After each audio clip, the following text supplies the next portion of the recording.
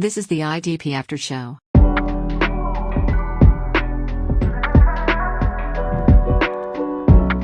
Welcome to the IDP After Show with me, your host, Jase Abbey. As always, I am excited to bring you the IDP preview episode where I will be joined by the brightest minds in IDP to focus on a combination of players we think have some of the best and worst weekly matchups. I am buzzing about the fact that joining me today to help me look ahead to week 3 is a legend of IDP and my colleague at the IDP Show, Mr. Mike Woellert. Now, Mike, you'll notice that I didn't announce you as the OG Green Dot King. It should be a given by now, surely. Yep. Thanks, Jase. I've been itching to get on and do some talking. So, I always like to hear myself talk, but also I always tend to ramble. But I was looking forward to this one tonight. Me too. As I said before, it kept me going all day. So look, for anyone new to the show, quick reminder of the format. Mike and I are going to discuss a total of 4 linebackers, 4 defensive linemen, and 4 defensive backs who we think have a chance to either produce or disappoint in week 3. We're also giving our audience an opportunity to drive some of the content for the show. And we post a poll on X or Twitter, if you prefer, every week, asking which bonus player you want us to chat about. And the winner this week was Ernest Jones. But for now, let's start with the position, Mike, the IDP managers covered the most, and the position that I know you are even more passionate about than most. It's them linebackers. So yeah, Mike, which linebacker do you think has a good chance to be productive this week, and why? Well, I went in with New England, Jahlani Tavai. Looks to be coming into a potential 3-down role with Ja'Whaun Bentley now out for the year with a torn pectoral. Seems like a couple of linebackers this year have gone down with the pectoral. I know Milano's down, and I think that's what happened to Terrell Bernard last week. Fortunately, he'll be back at some point this season. But yeah, Bentley out. And, with Jahlani Tavai, he's always been kind of that LB2, 75% snap guy. But like I said, with the depth that the Patriots have, he's probably going to slot into Bentley's role, although I don't think he's going to call the plays. But with the depth that the Patriots have at linebacker, I would foresee him to playing 95 to 100% of the snaps. It's a decent matchup with the Jets. They've allowed 16 tackles to LB1s this season. Tavai's coming off a rough game against the Seahawks. He didn't grade very well, but I think he's in a nice bounce back spot versus the Jets.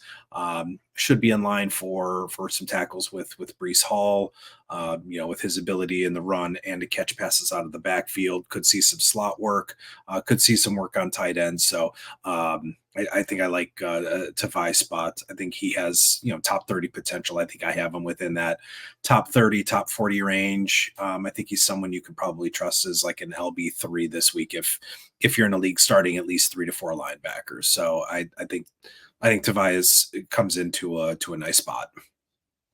Yeah, I'm with you all the way here. Bummed to miss out on Tavai in a bunch of waivers today. In fact, this might be a bit of an unpopular opinion, but I actually think Tavai is a better player than Bentley, and I wouldn't wish injury on anyone. None of us would, right? But I kind of wish Tavai had earned this in a different manner. But I think he can overcome what, as you said, was a rough outing last week and excel the rest of the way. I've been reading about. I saw a few articles today. I don't know how you feel about this, about McMillan, how he's expected to fill in for Bentley. Well, kind of, yes, he will see more snaps unless they bring in somebody else. But I'm really not a big fan, and I think it's Tavai all the way.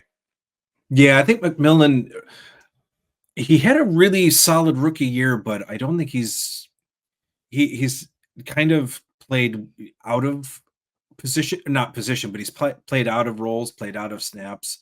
And I think he'll probably slot into Tavai's role. So I think if you're in a deeper league, I don't, if you need to start 4 or 5 linebackers, I think McMillan is probably in play, but I think he slots into Tavai's role. And the LB2 typically in New England is playing about 70% of the snaps, and they're usually off the field for most third downs. I know Tavai, I think before the injury in week 1, I think he was on the field for just 23% of the third down. So there's not a whole lot of third down work that New England usually uses that linebacker. They're usually bringing in another DB, but with the way the linebacker position is, it's like the running back position. As soon as someone goes down, it's always like, all right, who's the next guy? And then who's the backup? And then they're just all gone. Yeah. And to be honest, those third downs, unless they're third and really short, it's probably not really where you want to have McMillan in there anyway, right? Right, so, exactly. Yes. Yeah. So my guy is Troy Andersen. I'm going to kick off my nominations with Troy Andersen, and this one's pretty straightforward. He looks set to split time pretty evenly with Nate Landman, as we saw happened in week 1, behind obviously Caden Ellis, who looked like he was going to be the only guy with an every down role. But then Landman went and picked himself up a calf injury, I think it was, and he's now on IR. In his absence last week, Andersen played every down, had a pretty solid game as well, 8 combined tackles. I do think he has a point to prove. His inability to hold down a more significant role today is not only because of the injuries that he's suffered. I'm tempted to say, who else have they got that could challenge him? But I'm pretty sure I said something similar when sort of pre-Nate Landman, right? So Landman came from nowhere and never really went away. But short of, a series of disaster performances from Andersen, Jimmy Lake throwing like JD Bertrand into the mix too early. Andersen looks like a good play in week 2 for me against the Chiefs side, who have allowed sort of solid tackle volume to opposition linebackers so far this season. So yeah, for me, Andersen for week 3. How do you feel about him? Yeah, he's very, the one thing that he's got for him is speed, very fast. The one play that really kind of stood out to me was just it kind of looked like he was going to drop back in coverage, and then Hurts thought he had an opening, and Andersen covered it pretty quickly. I think he limited in about a 4-yard gain. So my only concern just with him has always been the PFF grades. They haven't been very good. He had a really good game week 1 against Pittsburgh, played half the snap. So maybe that was the thing with Andersen. Maybe you only wanting him playing half the game, plays well, and then it's like, okay, you've done well, now you won't ruin the game. We don't want you to ruin the game for us. But like you said, their depth is very minimal. Like you said, they've got a rookie. I think Bertrand was only, if I recall, I thought he still only played special team snaps, maybe a handful of defensive snaps, if I remember, but I still think he was mostly special teams. So, and if that's the case, then, he's not going to eat too significantly into Andersen's playing time. Yeah. And these two guys, Andersen and Tavai, I wouldn't be surprised if both those teams brought in somebody else. It depends how long those guys are out for. Obviously, in Landman's case, we know he's out for the season, right? So I think I think it's a 4-gamer if I'm not. Oh, mistaken. is it? I thought it was a season. I think it was I thought it was a short-term IR, so I'm not quite sure. Obviously, if it's a long-term and he's out for the season, that's obviously much better for Andersen. But I thought it was a short-term IR. But I'm sure we'll be corrected if it is, whatever it may be. Absolutely. So talk about linebacker dislikes. Who do you think is going to disappoint in week 3 and why? Oh boy. I for the most part avoided Patrick Queen. I didn't like where he was being drafted. Pittsburgh hasn't been a spot for elite linebacker play over the last several years. I want to say Ryan Shazier was like the last almost elite IDP linebacker, and that's been several years. So I didn't expect these types of numbers from Queen, and I don't want to pretend to know what Mike Tomlin has for him and what his actual roles and what is maybe his gap responsibilities and what his actual responsibilities are in the defense. Obviously he's calling the plays, but you're still allowed to make tackles and you're still allowed to to be involved in the plays. But again, I'm not going to pretend to know what his responsibilities are on the field. I just know in what I've looked at through, watching the all 22, they're just, he's playing behind. Well, one, he's playing probably behind, I think, a better defensive line in Pittsburgh than he did in Baltimore. I know Baltimore had Madubuike, but that was one. I mean, that was a first year, but the defensive line in front of him has been okay. This is actually, the Steelers have a really good offensive or defensive line. They're pretty stout up front, with Benton, with Hayward, with Ogunjobi, and then you've got TJ Watt and you've got Alex Highsmith that are really good at setting the edge, that are really good in run defense and run support. So, really ugly, like I said, really ugly numbers. He missed 4 tackles in week 1. Horrible. Last week he had 4 tackles. 3 of those came in the first quarter, and then he didn't record his 4th tackle until the 4th quarter. So one of the plays he made, it looked like he had a really nice play, but he overran the ball carrier, and then Highsmith made the tackle, and then he kind of assisted. So again, with that defensive line that he's playing in front of, a lot of JOPs, jump on piles, which you don't necessarily get credit for. So he's not really around the ball, or there's already a tackle being made when he's coming around. So I think at this point he's not. I'm not starting him. I've got him outside of the top 30 this week. If you're in a 3, 4, 5 linebacker start, you're probably starting him. But if you're in a shallow league where you're starting, 1 to 2 linebackers, bench him and play another one and start another one. So I need to see something from Patrick Queen before I consider starting him again. Yeah, it's been painful. You touched on those 4 tackles. That's the most frustrating thing. One, he's not playing well. No, it's not just the production. He's not playing well, and even when he is in position to make a tackle, he's missed it. It wasn't the case in week 2, but this reminds me of the Queen we saw early in his career when he just missed a bunch of tackles for the first 2 seasons, and all of a sudden found his way. Not just in terms of tackles, but in terms of how he played overall. Yep. I think it was his 3rd year, right? And that gives me pause for thought with Queen. Not necessarily this week. I'm with you. I wouldn't be starting Queen if I had a comparable linebacker. But the trouble is, if people have Queen, they drafted him much higher than we would like to have drafted him, based on how he's performed in the first 2 games. And the likelihood is, unless they went linebacker heavy early in their IDP only or IDP and offense drafts, they're kind of stuck with him unless they've been lucky enough to pick up, the Spectres, maybe Trey Readers, Trey Readers, those guys. Yep. So you're kind of stuck with him, and I was impressed with his improvement from year 2 to year 3, and that continued into year 4. So there is a part of me that's just reserving judgment until we've got a bigger sample size to look at. His performance can only improve, really, and his production can definitely only improve. But by how much, I don't know. You made a really good point there about the Pittsburgh, especially the edges, the Highsmiths, the Watts. They're better in run support than the OAs and Clowney from last year, I guess, and Ajabo this year. It's that those guys that are hoovering up some of those tackles that may have fallen Queen's way previously. It's tough, but I'm kind of reserving judgment.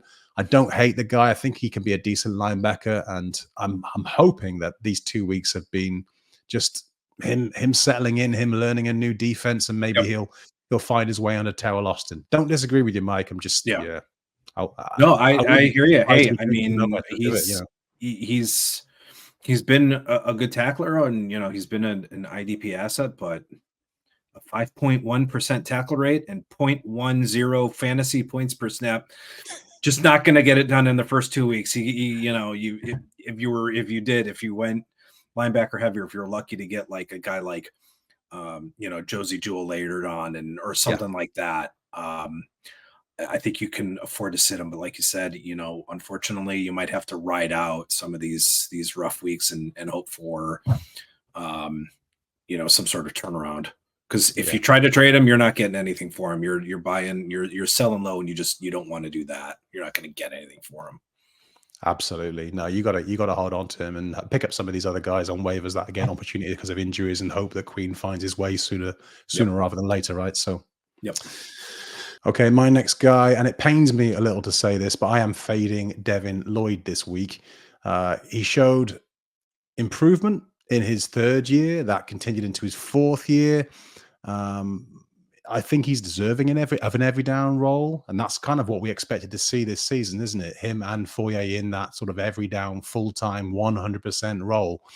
Plays to the Jags' strengths to have those guys on the field as much as possible. It's what they did last year, and it's how Ryan Nielsen approached things in his time in a similar role, or in the same role with the Falcons last season too. But it's not what's happening through two games. Lloyd played only 3/4 of the snaps in week 1 and only 2/3 of the snaps against, I think it was Cleveland last week. So far, his reduced role hasn't affected his production, and that's kind of why I still mention him. This might be obvious to some, but others might be looking at Lloyd and thinking, he's still producing, and so he's obviously still playing a similar size role to that which he was doing last year, but that's not the case. His tackle efficiency is up this year, and that's why his reduced role might not be so obvious to some. But if this usage trend continues, we know, Mike, that leaner days are going to be ahead. So I'm nominating Lloyd as my fade this week, even though the Bills, who are the Jags' opponent in week 3, handed David Long a pretty good stat line last week. So, Mike, do you think there's any chance that Lloyd's impressive performances so far, and he has played well, could be rewarded with a more significant role going into week 3? Or is what we're seeing so far early in the season going to be the way it is the rest of the way, do you think?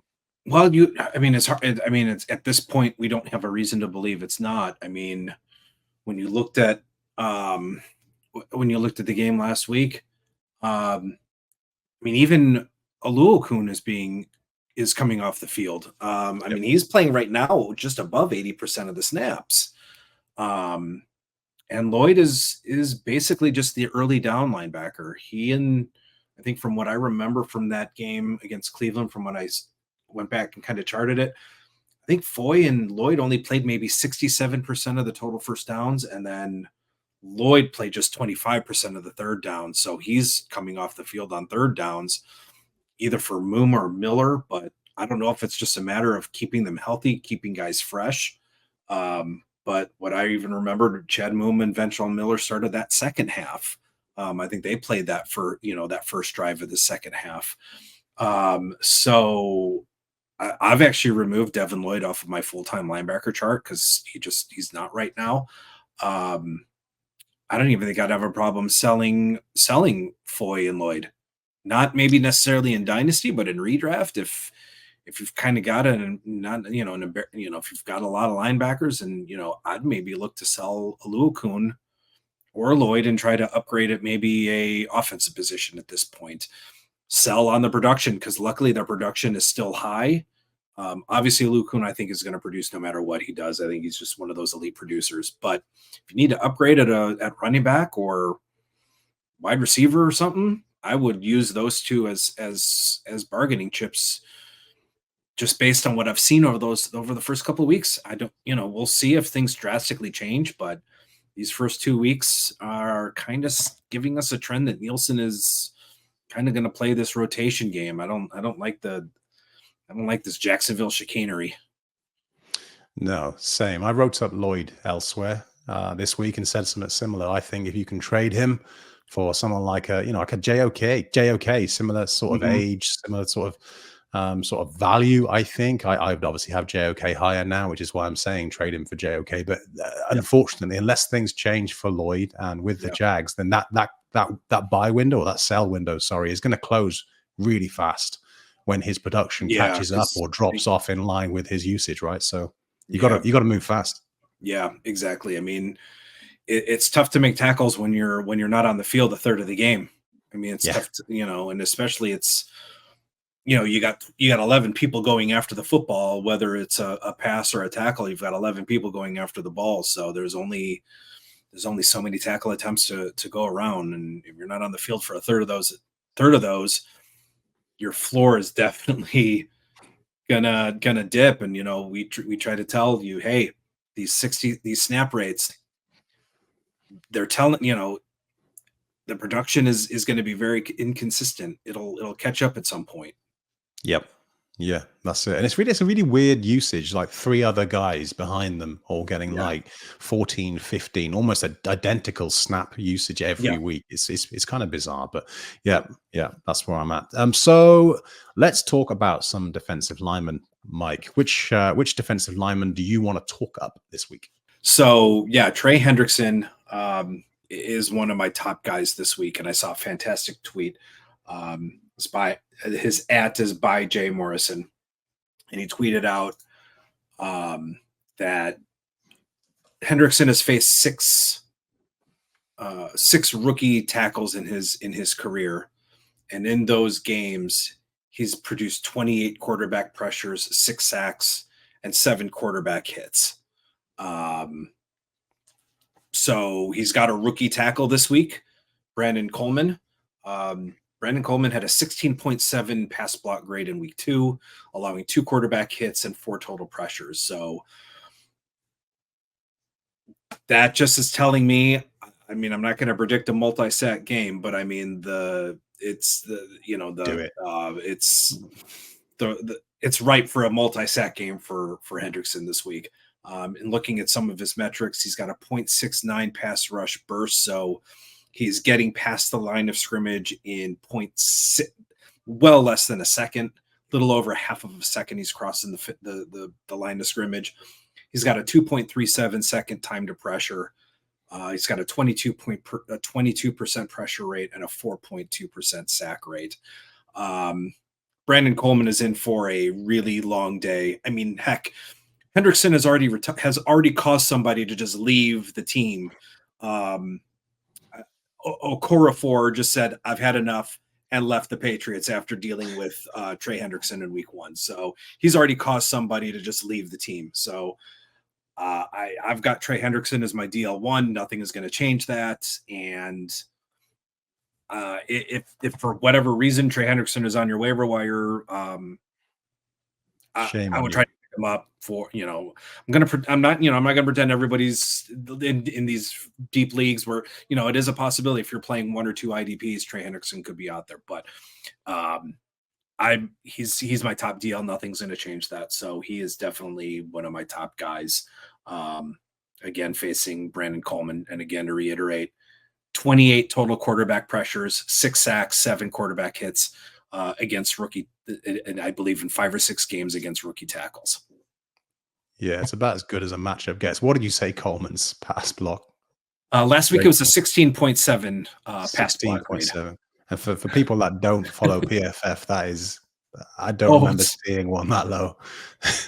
I think Okorafor actually had a 0.0 pass grade. Wow. In that game against Hendrickson. So he did have a 0, but 16.7 is definitely not great. out of 100, that's not good. That's pretty special. I love Hendrickson. I talked him up in week 1. He was my defensive lineman that I liked in week 1. I think he was going against the Patriots, Vidirian Lowe and Okorafor. Yeah. Only he had 0 sacks. I will say that. But in my defense, I will say that he was unlucky because he did have 6 pressures. So clearly I did a Twitter thread on some of his all 22 plays. There was at least 2 or 3 plays where he had a sack.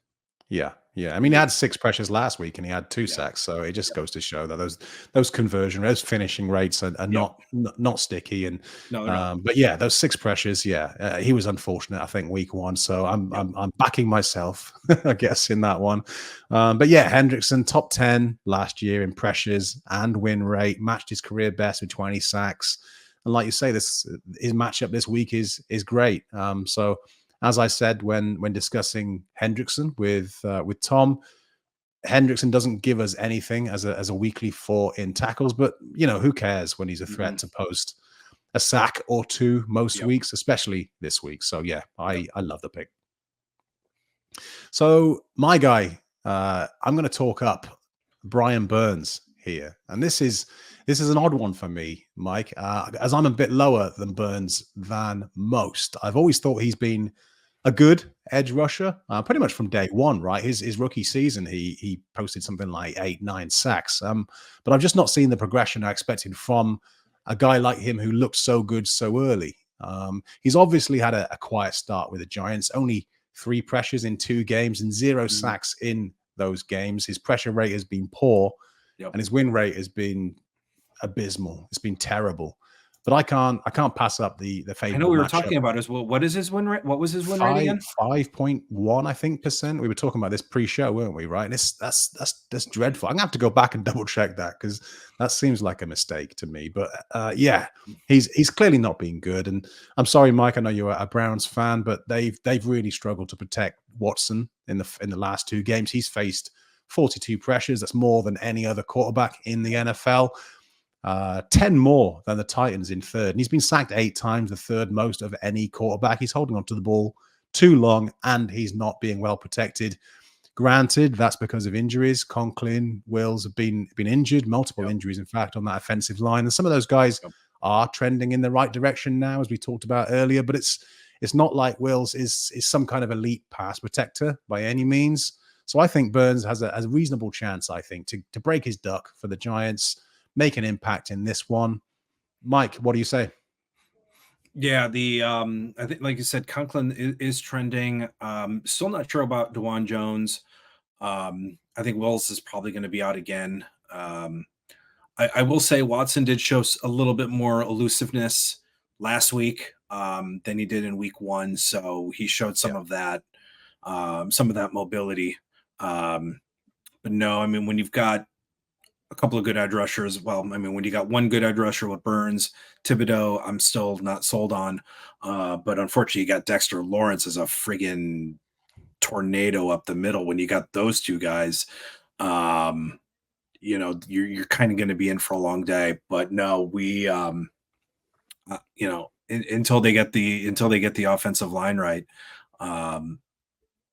you know, I have no problem playing those edge rushers against Cleveland. You know, we're, you know, in the words of Rick Pitino when he did that famous speech with the Celtics, you know, Larry Bird's not walking through that door.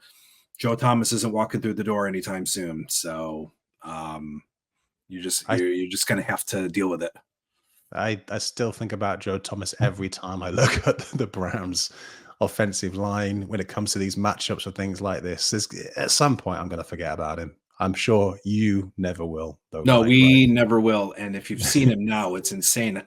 I don't know if you've seen what he looks like now, but I mean, he's just like svelte. He's muscular, and it's like, all right, well, I guess a comeback is out of the question. Yeah, I mean, tangent. Speaking of which, but I saw Jason Kelsey the other day, and he looked trim. Same with obviously, I'm a Chargers fan. Nick Hardwick, he looked skinny within like months of finishing. It's bizarre how these guys can transform just like that. Well, they're not probably eating what they normally do. They're probably, I mean, they're probably, you know, they're hitting probably the weights, they're probably hitting cardio, and they're not eating probably the way they used to eat. But yeah, they're not eating as many calories as I've eaten today every day. Yep. So let's talk about defensive linemen who we are fading this week. Mike, who do you have for us here? If you don't mind, I'll mention 2. Montez Sweat is one. He's kind of got a tougher matchup coming up this week. He's coming up of a decent game last week with he had a 13.8% pressure rate. But he's got a tougher matchup with Braden Smith. Braden Smith hasn't allowed a sack this season. He's got a 74.6 pass block grade. Indianapolis Colts have a pretty good defensive or offensive line when it comes to their pass blocking. So I'm a little bit lower probably on Sweat. I think I have him outside of my top 15. I think I have him as maybe my DL 19. But I think a lot of people are going to flock to Dennis Gardeck after a 3-sack game, and he's got another pretty tough matchup. You know, when you have those 3-sack games, it's tough to follow that up. But yeah, he faces Taylor Decker, who has an 80 pass block grade. The Lions are pretty good up front. So I think with Dennis Gardeck, he's he's one of those kind of boom or bust guys, and he's not necessarily an every down edge rusher, but he's playing a considerable amount of the game. But I'm not. I don't like the follow up game after after a huge game. Like I said, Lions pretty good up front, pretty good defense or pretty good offensive line. So I don't necessarily like his matchup with Taylor Decker this week. Yeah.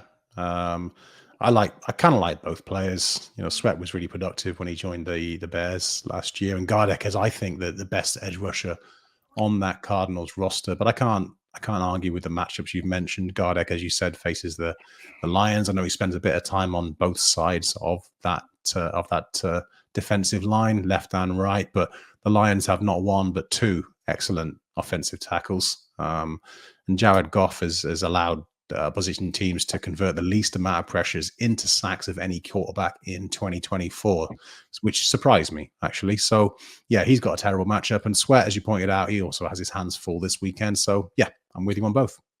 Yeah, Gardeck's floor is literally 0. So that's the only thing. He doesn't provide much of a safe floor. I mean, you have week 1, blitzed on almost 92% of his pass rush snaps, 0 pressures generated. And then obviously he has and obviously last week has the blow up game, has an 18% sack rate, 4 pressures, 19% pressure rate last week. And so I'm not going to say he's going to have 0, but again, a tough matchup. So that's just kind of sometimes the inconsistency that some of these lower tier, like lesser named lesser named pass rushers provide.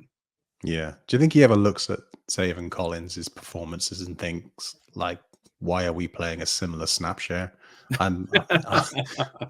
He must be like, what have I got to do, literally, to get more snaps? He's around that 50-60% mark. Yeah, exactly. Now, which is a lot better. But like you say, the matchup is the reason we're not keen on him this week.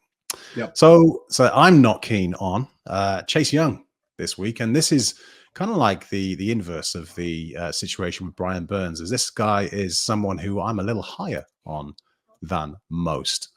He's certainly not the player we all hoped he could become, right? But I think when healthy, he can be impactful, and I do like his opportunity to make noise in New Orleans this year. But this might not be the week for him, because the Saints go up against the Eagles, who have had one of the best offensive lines for what seems like a very long time now. Young has played almost exclusively lined up outside the tackle on the right side of that line, and the Eagles' left tackle, Jordan Mailata, is one of the best at his position. Quietly, actually, doesn't really get, I don't think, as much praise as some of the other elite players at his position. But yeah, he's playing some of his best football again right now. The Eagles have had some problems on the interior of that offensive line. Landon Dickerson, I think, is their left guard. So if Young can find some way to avoid Mailata somehow and go up against Dickerson on occasional plays, then he could make this nomination look silly. But even then, Hurts is pretty damn good at avoiding pressure. Yep. So yeah, I think I'm not liking the look of Young this week. Where do you stand on him, Mike? He, a first round talent, but just hasn't produced. And again, Young is one of those guys I didn't really have really on my radar. Obviously, he has my attention now. I mean, he's, he, like I said, he's got my attention. Last week, solid game, 97% blitz rate, was able to get a half a sack, 14% pressure rate. So. He's playing alongside Carl Granderson, and there's Cameron Jordan, so pretty decent defensive line. But Young is hasn't lived up to that first round hype that first, second overall hype that he had when he came out. No, I'm saying rookie year, but nothing really since. No, and like I say, I kind of like his spot there in New Orleans too. And I feel like I've been saying avoid any defensive linemen who are playing the Eagles, especially edge rushers, rather than interior defensive players for what seems like forever now. But I guess Lane Johnson has been around forever, and Woellert has been good for a very long time too. Not quite as long as Johnson, but yeah, it's the week to avoid them for me. Yep. So look, it's time to talk about those pesky defensive backs, Mike. Who is going to emerge at the DB position to win IDP managers their week 3 matchups? So I've got a couple. One kind of came on my radar about a day, yesterday, today, looked into him more. But the first one, Devon Witherspoon, I actually have him I ranked him within my top 10 DBs this week. Tua Tagovailoa is an interception machine, but he's on IR, obviously. So your backup quarterback, Skylar Thompson, not great. I don't know if they're going to just try to run the ball a little bit more, but you still have Tyreek Hill and Jalen Waddle to throw to. So I think Skylar Thompson is going to have some pass attempts. And so far Witherspoon's numbers, he's had a catch rate over expected of negative 12%. So, which means so basically based on catchable targets, he should be allowing a catch rate 12% less than what he's allowing, which is already 50%. 30% of those targets are forced tight windows with less than the yard of separation. So I think he's going to be able to keep up with Tyreek or Jalen Waddle. So I think he's got some high interception upside. And if he does allow some catches, I think he has some tackle upside. So I really like Devon Witherspoon this week. And then also Dru Phillips, facing Cleveland offense that's allowing the 4th most points to opposing cornerbacks.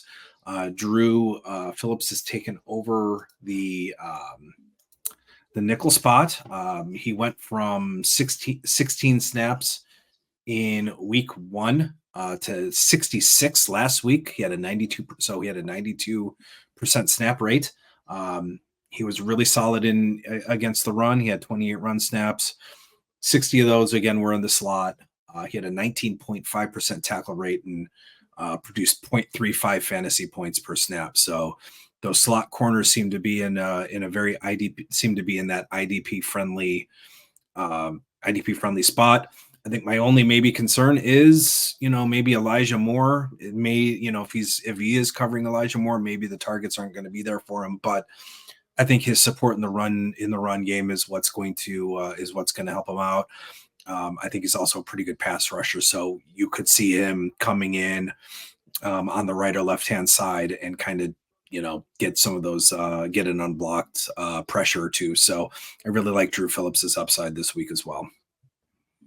Yeah, you make some really good points there. Some guys, both of those guys, did really well. My only reservation, and this is me playing devil's advocate and being super picky, is whether you mentioned Phillips's sort of sizable increase in snap share from week 1 to week 2, and based on how he played in those games, you'd have to imagine that is a trend that's going to continue.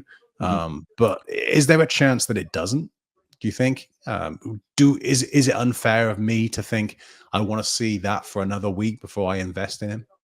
I certainly don't mind that, but I'm not going to, whenever you're always asked, how, should they get more? I wish I was a coach. I wish I was in the mind of some of these guys. So you just never know. But I'm buying in. I liked what I saw last week. Went back and watched some of the All 22. Always seemed to be in good position. Had a really good average tackle depth, so he was really in position to make some tackles. Didn't allow very many yards after the catch. So I think just being the amateur film watcher that I am, I liked what I saw. So I think he, again, a pretty good streamer option. Yeah, I think you're probably right. So Jordan Whitehead gets the nod for me this week. He got some nice usage last week. Played almost half of his snaps in the box. Had a big week as well, 10 combined tackles and a pass breakup. And I don't think that usage will continue at the same rate in every game going forward, even if it doesn't, against the Broncos. I do like that matchup against Bo Nix. I don't like to get into the business of predicting or even hoping for interceptions. But yeah, Bo Nix, he's thrown 2 in each of his last 2 games. And I think at least one of those in both games was to a safety. So yeah, even when he's not throwing interceptions, the tackle volume for the safeties he's playing has been pretty decent, or at least it was in the game against the Seahawks. So yeah, look, we know DBs can be a crapshoot, especially when we're talking about what they're going to do on a weekly basis. We know Whitehead does miss some tackles, or a few more tackles than we want him to. But I kind of like his floor and his ceiling this week against the Broncos. So where do you stand on him, Mike? I'm interested to hear. Yeah, I think I wrote up Whitehead as a waiver pick. So to all you IDP Show subscribers, check out the waiver article for week 3. I did write him up. Looks like he's kind of playing a little bit more of that Winfield role. So he's playing a little bit more on the line of scrimmage in the box. So he's got those good line of scrimmage rates that we want to see from our safeties that kind of put you in good position to make tackles and make plays. So he's an underrated guy, and I think I've no problem with him this week. Yep. Okay, so which DBs should we be fading, Mike? Who do you think? I mean, for me, I'm probably not playing Justin Simmons. It's just basically based on the matchup with Kansas City. I know it's only 2 games, but they're in the bottom third of points allowed to the safety position. And in 2 games, they've only allowed they're allowing 12 tackles total to the safety position. Marcus Williams, Geno Stone had 6 tackles. Von Bell had 8, but only 2 solos. 6 were assisted. So Kansas City is a tough matchup against for opposing safeties. So you have to start Jesse Bates. I mean, he's just one of those guys that you pretty much start every week. So if you start Jesse Bates, I would start him. But if I don't have to start Justin Simmons, if you have Justin Simmons, he was probably a waiver pick, or he was probably near the end of the draft because we didn't necessarily know where he either didn't sign or he had just signed. So you probably got him on the cheap, so you could probably afford to bench him this week. Yeah, and that's the thing, right? So, and that's the same is true for, I think, the vast majority of DBs, outside of maybe like the top 10, top 15, perhaps. You're not so heavily invested in them that if something goes wrong or if they don't sort of pan out how you want them to, you're not stuck with them. There's another guy or a bunch of other guys sat on waivers who you can pivot to. And I know Simmons has taken a bit of flack from certain quarters for how he's played, but it's only been 2 games. And to me, from a fantasy perspective, Mike, he looks pretty similar to the guy he's been for quite a while now, for at least the last 2 or 3 seasons. His alignment's not dissimilar to what it was in Denver.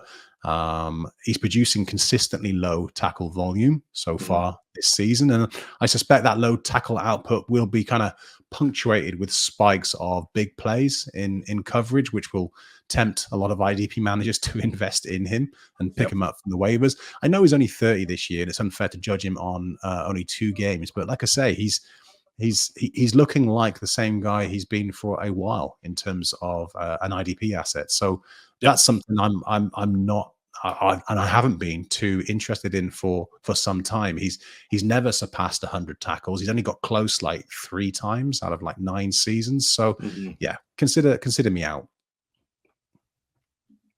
So so my guy that I'm fading this week is Bullard, Javon Bullard, and I don't have any shares of him anywhere, I'll be honest. But if I did, I'd be looking elsewhere for safety help in week 3, or DB help, I guess. The simple reason is he went from not missing a snap at all in week 1. I had a pretty tasty sort of 10 combined tackle stat line to playing only 75% of the snaps in week 2, which isn't terrible. But again, there's a lot of guys out there who are playing 100 or very near to 100% of the snaps. And, with those 75% of the snaps last week came over with a mediocre sort of stat line of sort of 5 combined tackles. I don't recall seeing anything about an in-game injury. There's nothing on the injury report now. So really, until like a clearer pattern starts to emerge of what the Packers are doing at safety behind McKinney, I'm steering clear of Bullard, Evan Williams, and anyone else. So there's just, as I say, too many other DBs who we can rely upon to play every down or almost every down this weekend. So I'm, again, pretty simple one here, Mike. Pretty sure you agree with me. What's your thoughts?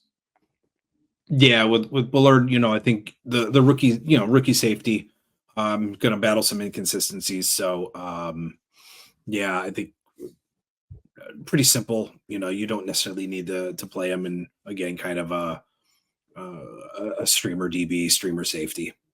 Yeah, big name, but yeah, the performance and the snaps are not currently there. So, Mike, let's I was going to say let's wrap up this show, but we've got a bit of a surprise for people, so I won't say that just yet. But the player who won our poll this week on X, the audience voted on 4 players. The player who won was Ernest Jones, unsurprisingly. So he's kind of settled into life in Tennessee pretty quickly.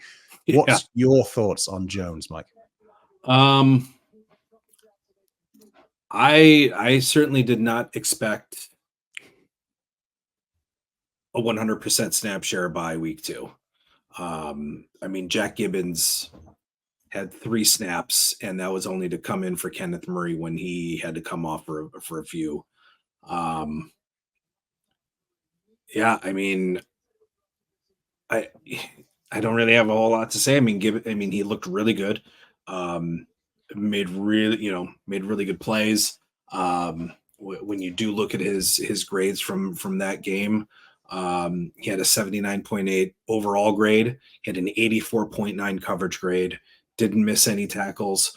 The only bugaboo that's really on Jones is that he doesn't really offer any pass rush upside. So he had 4 pass rush snaps, no pressures, 1 total pressure on the year. So that's just. But when you look at his tackle production, it doesn't really matter. So yeah, with Jones, I was like I said, very surprised to see the 100% snap rate. I kind of feel sorry for Jack Gibbons because he's actually a pretty good player, pretty good linebacker. Throughout the course of training camp and the preseason, it was him and Murray, and Tennessee probably just floated a trade offer, and the Rams took it, and they were Tennessee was probably like, oh, okay, you accepted it, okay. It's just one of the. I mean, I think you're probably right. Silly when you throw out, hey, I'll trade you this. I'll trade you a 5th round pick in 27 for this guy that you may or may not want, and he accepts you like, oh, okay. So I think that's probably what happened. They threw out an offer that they probably didn't think. They probably thought they were going to get laughed off of the phone, and they're like, yeah, we'll take it. They're like, oh, yeah, exactly. Okay, thank you. It's like that random Madden trade that you sometimes offer that you think is going to get you absolutely nowhere, and the team accepts straight away, and you're like, did I give up too much? It's right. bizarre, so but yeah, but yeah, I was very surprised to see it. So I mean, I think you have to assume this is the way it's going to go from now on. I mean, it's tough to, it's just week 2. So, I mean, could there be like maybe a rotation that happens between games between Gibbons and Jones? I don't know, but yeah. You mentioned how you kind of were surprised to see him play this many snaps in week 2. I think everyone else, Mike. The comments from it was Denard Wilson, wasn't it? He said he'll take a while before he gets comfortable, and then he'll earn more snaps, and that we didn't expect that to be week 1. It definitely made it sound like it was going to be longer. But yeah, clearly it took 1 game. He's in there, like you say, played really well. He's productive. His tackle efficiency was good. Again, it's 1 game. Looking forward to this week. The Packers, they allowed a huge game to Zach Bourne in week 1. 27 combined tackles to the Colts linebackers in week 2. Yes, the game script may differ for against their opponents in week 3, but I'm confident Jones will be a full-time guy again. I do, like you, feel sorry for Gibbons. I'm not a massive Kenneth Murray fan. This goes back to my time watching him as I was huge on him coming out. I was super happy when the Chargers drafted him, but I was because I was so high, I think I was like super disappointed in what he did, and I don't think he's any better than Gibbons in my view. I'm with you there. I know nothing compared to, you know, these NFL guys, I would be rolling with Jones and Gibbons for the most part. But yeah, maybe there's that, you know, we've kind of invested in Murray and we kind of owe him a little bit of playtime. Who knows? Who knows? Right. No, I mean, yeah, Murray had that first, you know, had a pretty good rookie year. I think he was, to no fault of his own, I think he was overdrafted.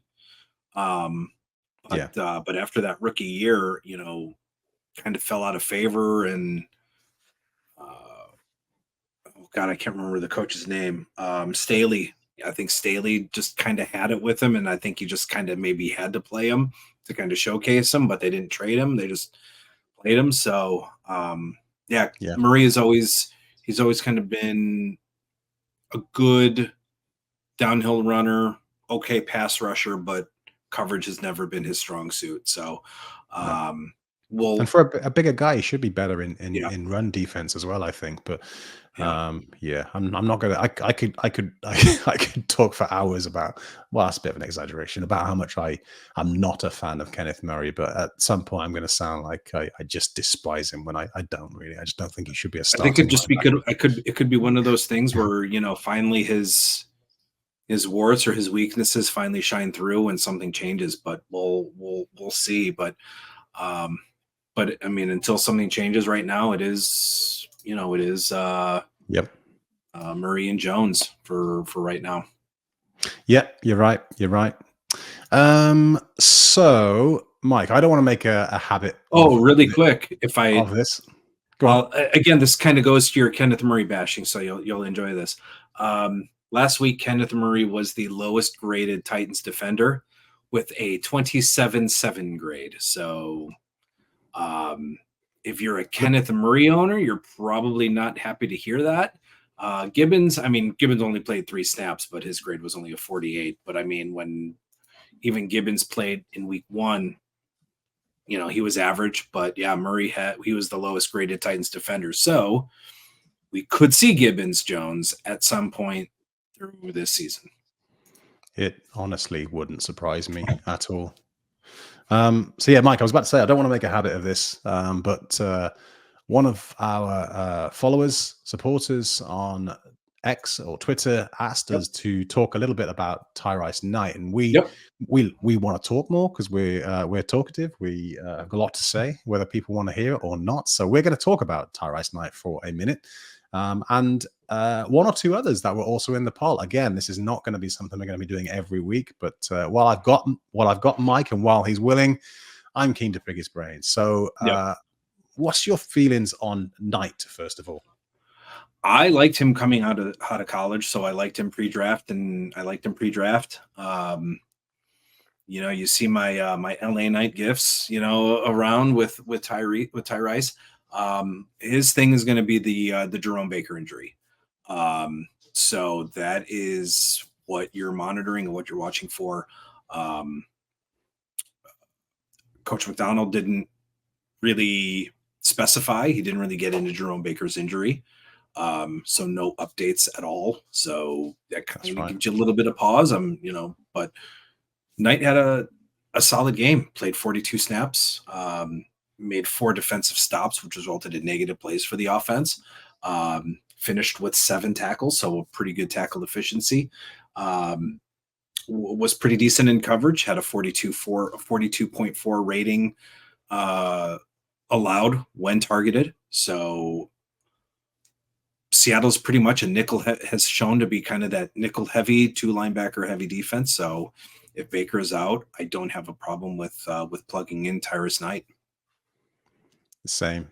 And yeah, I thought it was quite interesting that McDonald had nothing to say about Baker's injury. I forget the player he did talk about who said he was progressing well, but then when asked about Baker, he said nothing at all, which I thought was interesting. I'm not going to pretend to glean sort of anything positive as far as Tyrice Knight's chances of playing from that, but I would have thought if Baker was sort of trending in the right direction, he would have lumped him together with the other player and said something positive about both, but he said nothing. So yeah, to my mind, maybe I'm just listening, I'm hearing what I want to hear. Right. Where I've got Knight, I'm thinking Baker's definitely out. So right, exactly. Yeah.